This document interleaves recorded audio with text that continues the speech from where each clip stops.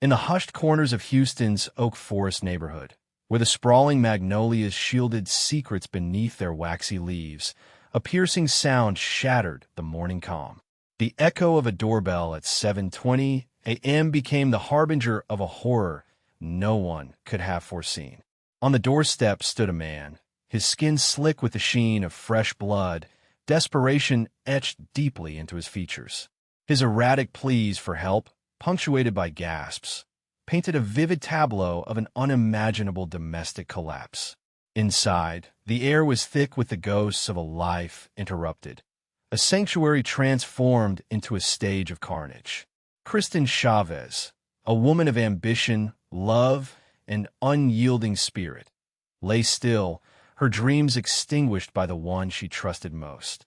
Her brother's words echoed in the minds of those who gathered, a haunting reminder of the sister who was once the family's lodestar. As authorities descended upon the scene, the neighborhood's facade of idyllic domesticity crumbled, revealing the sinister undercurrents that had silently churned beneath its surface. Thus began the unraveling of a tale, a quest for justice amid the echoes of a life violently silenced, and the chilling question lingered. What unspeakable force drove a husband to turn the instrument of daily life into a tool of death, leaving a community grasping for answers in the wake of unimaginable loss?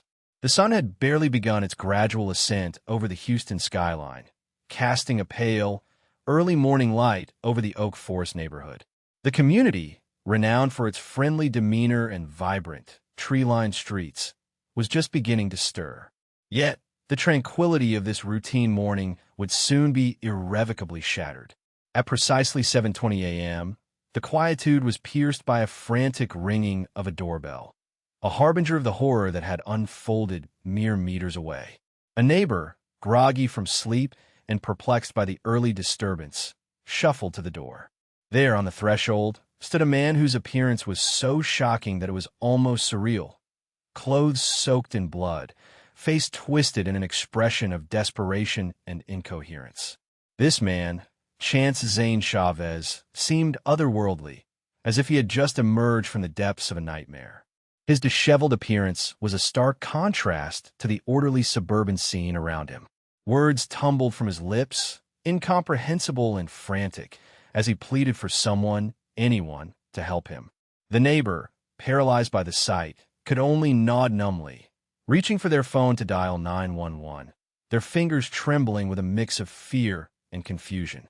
As the call went through to emergency responders, the neighborhood began to feel a slow, creeping sense of dread, a silent recognition that something truly horrific had happened.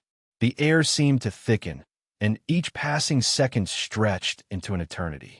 The sounds of birds chirping and leaves rustling in the gentle morning breeze felt eerily out of place against the backdrop of the unfolding tragedy.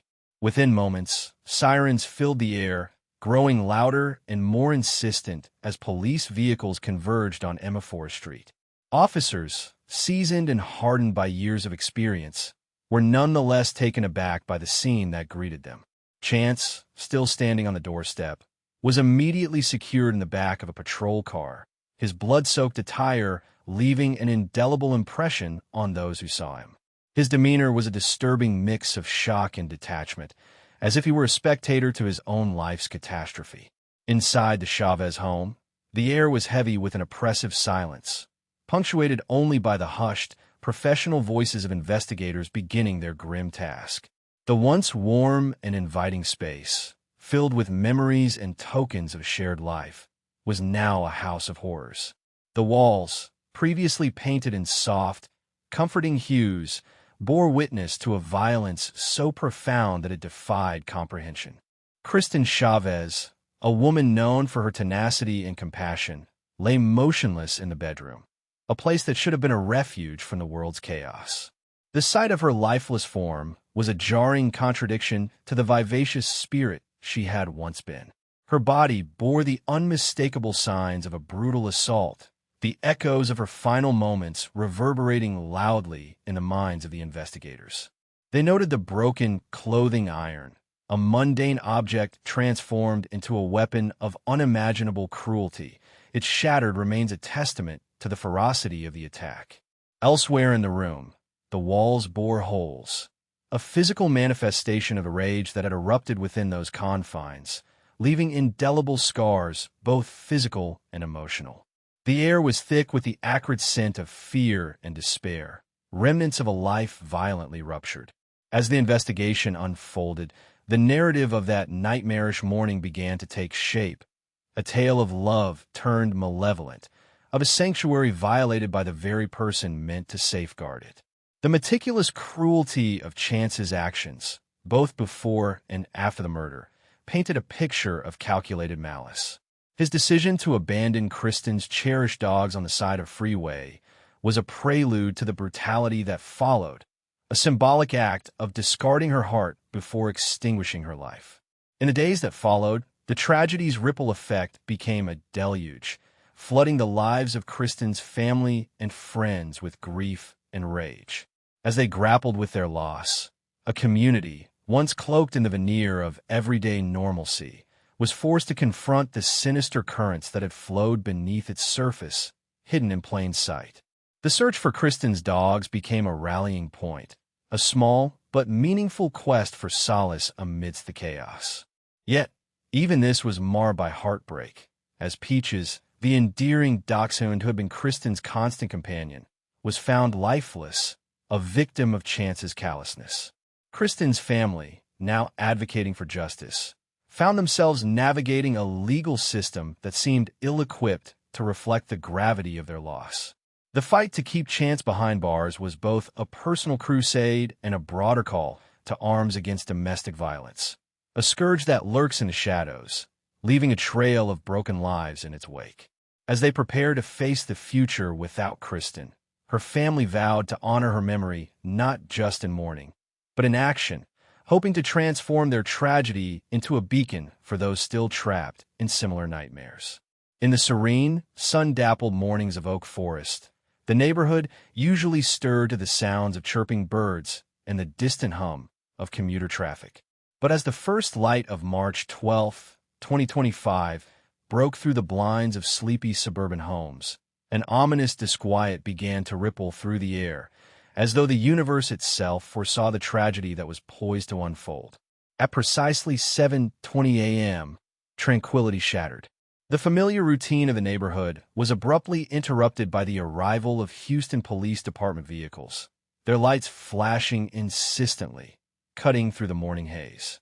The address, 5100 block of Emma Forest Street, had always been just another home in a line of picturesque houses, each bearing the hallmark of suburban bliss. But for Kristen Chavez, it was a theater of silent suffering. The walls held stories of whispered arguments and the muffled sound of her dreams being slowly strangled by fear. This was a place that had offered little refuge from the domestic storms that had ravaged the tranquility she so desperately sought. Inside, the scene that greeted the officers defied the idyllic image of the Oak Forest community. Amidst the remnants of domesticity, a chandelier glimmering in the morning light, a half-open book on the coffee table, stood Chance Chavez, his presence stark and macabre, drenched in the blood of his unspeakable act. His hands were raised, surrendering not just to the law, but to the irreversibility of what he had done. The blood on his arms, legs, and clothing was as much a testament to his brutality as it was a cry from Kristen's silent spirit for justice. The officers, seasoned though they were, could not have been prepared for the tableau of terror they were about to uncover. Securing Chance, they made their way through the house, the weight of impending horror pressing heavily upon them.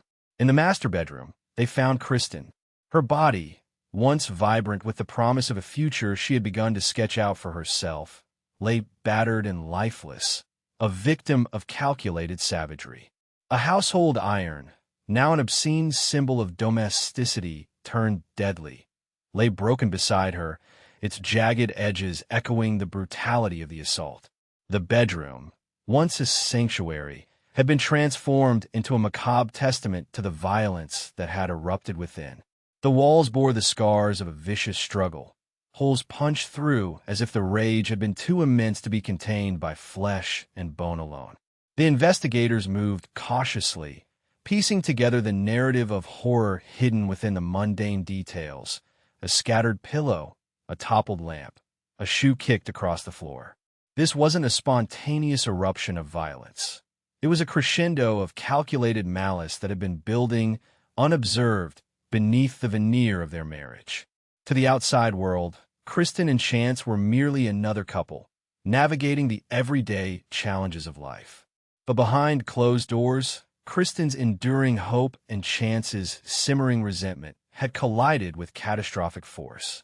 On that fateful morning, as the neighborhood stirred, Chance had made his way to a neighbor's front door, leaving a crimson trail in his wake. His plea for help was as chilling as it was manipulative, painting himself as the victim of an inexplicable tragedy rather than its orchestrator. His incoherence, whether genuine or feigned, added another layer of complexity to the unfolding drama, delaying the clarity of truth. For Kristen's family, the days that followed her murder unraveled in a nightmarish blend of grief and determination. They became warriors in the quest for justice, their love for Kristen driving them forward even as they grappled with the loss of a daughter and sister who had been the heartbeat of their family. They found themselves fighting not only against the legal complexities of the case, but also against a system that often failed to adequately represent the stakes for victims of domestic violence. As the legal machinery clanked into motion, Kristen's family channeled their grief into advocacy, pushing for a higher bond for Chance and a reevaluation of how the legal system handles cases of domestic violence. The community that had once been a backdrop to Kristen's dreams now echoed with the calls for justice, her story seeping into the collective consciousness as a cautionary tale of love turned lethal. Through tear-stained determination, they vowed that Kristen's legacy would not be defined by the violence that had taken her life, but by the change her story could inspire. In sharing her narrative, they sought to illuminate the shadows where domestic violence thrives, hoping to prevent others from experiencing the same heart-wrenching fate. Kristen Chavez, in her death, became more than a victim. She became a symbol of resilience, a beacon for those still trapped in darkness, and a reminder of the enduring power of love and memory. In the hush of early morning, the Oak Forest neighborhood lay wrapped in its predictable tranquility, a place where dawn usually unfolded gently, with birdsong and the comforting routines of families beginning their day. But on March 12, 2025, this silence was abruptly, violently shattered. It was a crisp morning, the sun barely beginning to stretch its rays across the sleepy suburb, when the shrill ring of a neighbor's doorbell cut through the stillness. It was 7:20 a.m., and the air was cool with a hint of the day's promise. But as the neighbor opened their door, they were met not with a familiar face come to borrow sugar or ask about the kids, but a man drenched in blood. This man was Chance Zane Chavez, his eyes wide with a cocktail of fear and something else, something darker.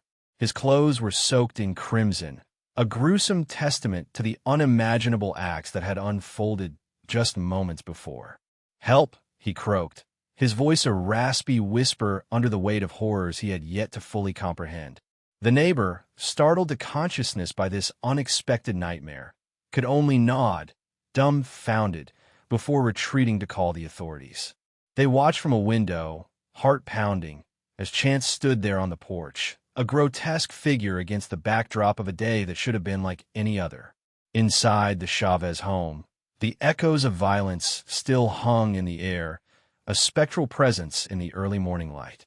The police arrived swiftly, their cars lining the peaceful street with flashing lights that painted the houses in hues of urgency and dread. Officers stepped out, steely-eyed and determined, their senses honed by years of seeing humanity at its worst. But nothing could have prepared them for the sight that awaited inside. Chance stood in the open doorway, hands raised, the blood on his arms and clothes of vivid contrast against his pallid skin. His demeanor was eerily calm, almost detached, as if his mind had already begun to fray at the edges, struggling to process the brutality of his own actions.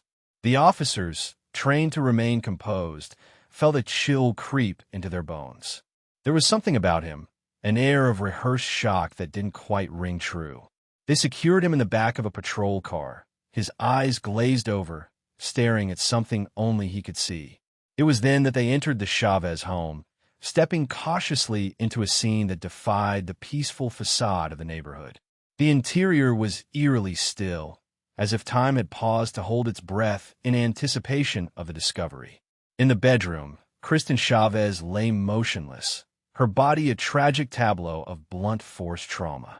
The room spoke of chaos, of a struggle that had been both violent and desperate. Holes marred the walls, evidence of a fury that had not been satisfied with a single act of violence. It was a story of rage, meticulously plotted and ruthlessly executed, culminating in a brutality that was almost incomprehensible. The police worked quietly, their movements a somber dance around the lifeless form of Kristen, a woman who had once been full of dreams and laughter, now silenced forever. They surveyed the room, noting the broken iron, its edges stained with her blood, the mundane object transformed into an instrument of death. The realization that this household item, something so ordinary and benign, had been used to wreak such havoc, settled heavily in the room. Outside, the neighborhood began to stir. Curtains twitched as curious eyes tried to glean some understanding of the chaos unfolding on their quiet street. Unaware of the full horror that lay within the Chavez home, they gossiped and speculated, the palpable tension weaving through their morning routines. As the investigation unfolded, the chilling portrait of premeditation became clear. Chance's abandonment of Kristen's dogs, her beloved companions, was an act not of impulsive cruelty but of calculated emotional destruction. It was a move designed to wound her heart before claiming her life, a twisted strategy to ensure her final moments were steeped in despair. For the officers and the community alike, the morning had transformed from routine to a waking nightmare, the kind that lingers long after the day has turned to dusk. As they pieced together the events leading to this moment, the weight of Kristen's story settled over them like a shroud, a reminder of the hidden battles that often rage behind closed doors, unseen until it is too late. And in the silence that followed, as the sun rose higher in the sky, Oak Forest was no longer just an idyllic neighborhood. It was now part of a story that would echo far beyond its borders, a cautionary tale of love turned to lethal obsession. As the sun crept over the horizon on what should have been just another Wednesday morning in Oak Forest, the day unfurled with a sense of foreboding that seemed, in retrospect, to have permeated the very air of the neighborhood.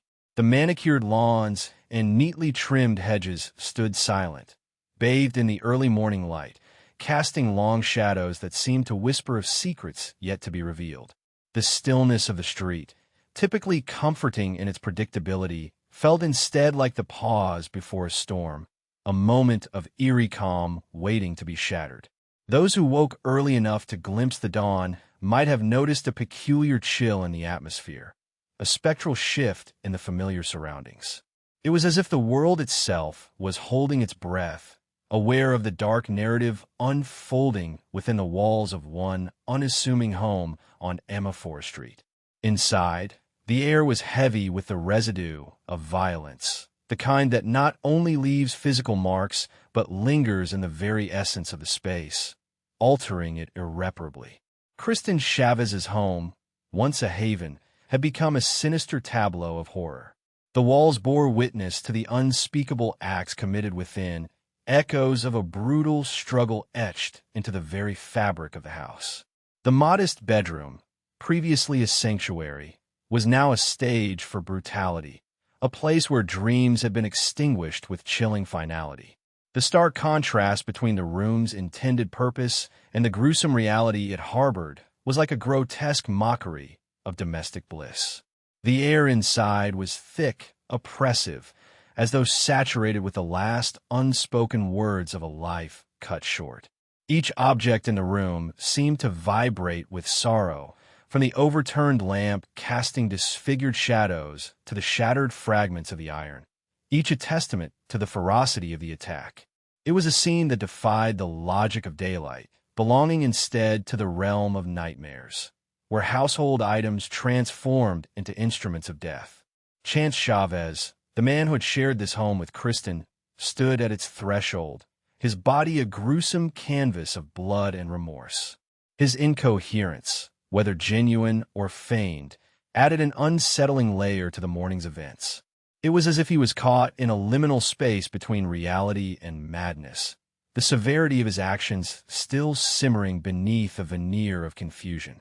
The blood on his hands, despite being washed in the morning light, seemed indelible, a stain that no amount of pleading would erase. Outside, the neighborhood awoke to a tragic tableau that would forever alter its narrative.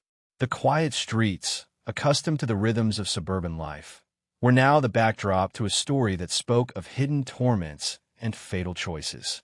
Neighbors, drawn from their homes by the sirens, whispered among themselves, their voices tinged with disbelief and fear.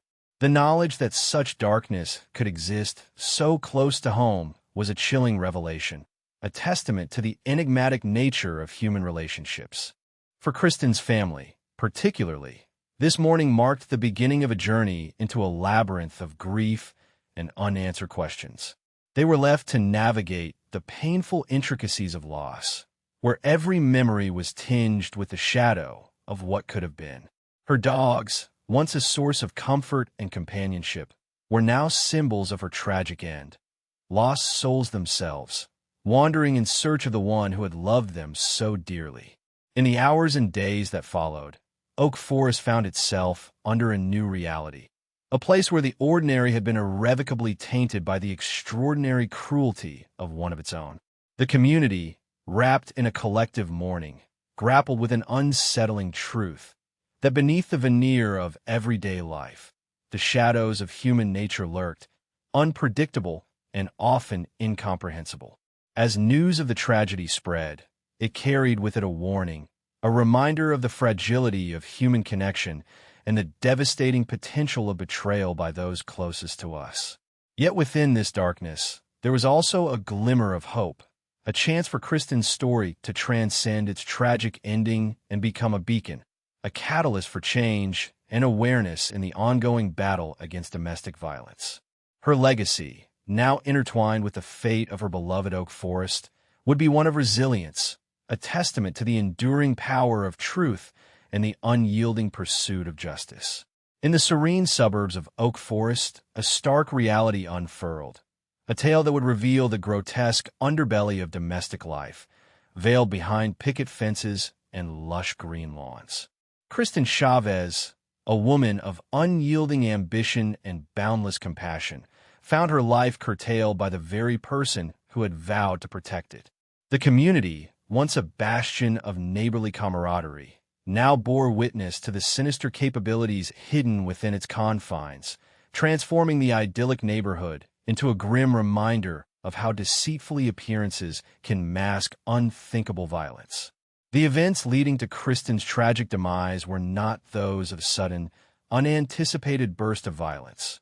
Rather, they were the dark crescendo of a silent symphony that had been playing in the shadows for far too long. Behind the closed doors of their home, Kristen's life was a tapestry woven with threads of hope dashed repeatedly against the harsh rocks of betrayal and brutality. In those final days, she was a woman on the brink of transformation, readying herself to step into a future free from the shackles of abuse, a future that was heartlessly stolen from her. Chance Chavez, her husband, was not just a man driven to an impulsive act of violence. His actions spoke of premeditation, a deliberate orchestration of cruelty that began with the heartless removal of Kristen's beloved dogs. These animals were not merely pets. They were extensions of Kristen's nurturing spirit, her chosen family in a life marked by a lack of human children. To take them away was to strike a blow at her soul, a psychological torment designed to precede the physical. The abandonment of Peaches and the other dogs on the Katy Freeway was a calculated move to destabilize her emotionally, a precursor to the heinous act that would follow. When the authorities arrived at the Chavez residence, they stepped into a scene that was as chaotic as it was chilling.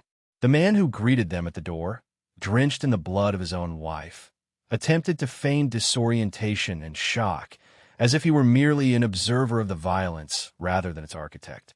This display was not the incoherence of a man overcome by grief or anguish. It was a performance, a grotesque charade that sought to blur the lines between victim and perpetrator.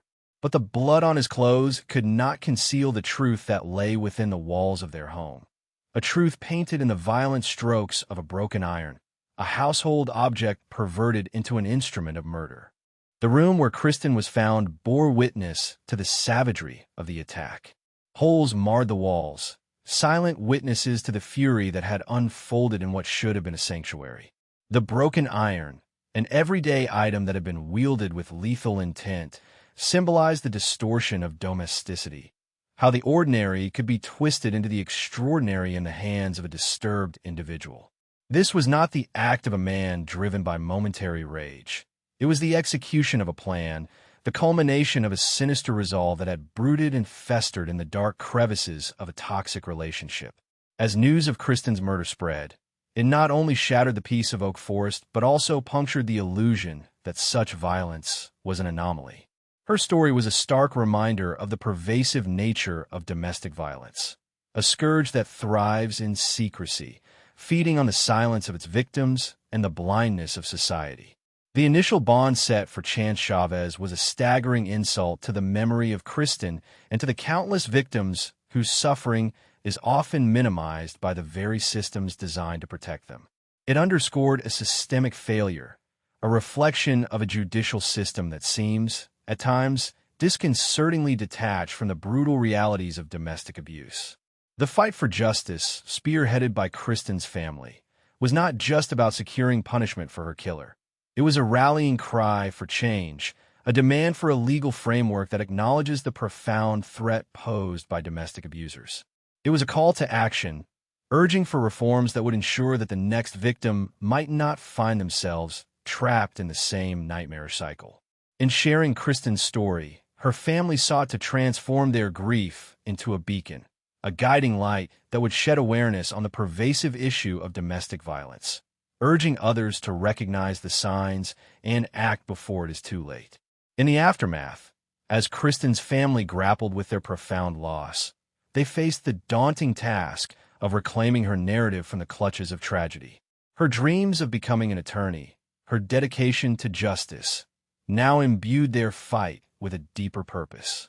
Kristen's story, a testament to resilience and the enduring power of love, would not be reduced to mere victimhood.